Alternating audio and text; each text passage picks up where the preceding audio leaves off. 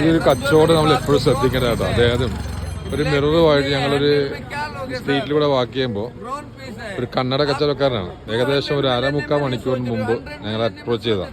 അവൻ്റെ ഇരിക്കുന്ന ഉൽപ്പന്നത്തിന് 750 രൂപ വില പറഞ്ഞു. സാധനം 200 രൂപക്കകത്ത് ഞങ്ങൾ 2-3 ഗ്ലാസ് എടുത്തു.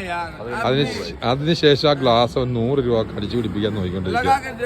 അവൻ്റെ ആ ഒരു ബിസിനസിന്റെ തന്മയത്വമാണ് നമ്മൾ ഇതിനകത്ത് കാണിച്ചത്. കാരണം എന്നാലോചിക്കണം, അവൻ 200 രൂപ നമ്മൾ എടുത്ത ശേഷം അവൻ്റെ ബിസിനസ് തീരെയാണ്. അതിനുശേഷം അവൻ വീട്ടിൽ പോവുകയാണ്. ഒരു പീസും കൂടെ ഉള്ളൂ, 100 രൂപ വെച്ച് അവൻ തരാമെന്നാണ് പറയണത്.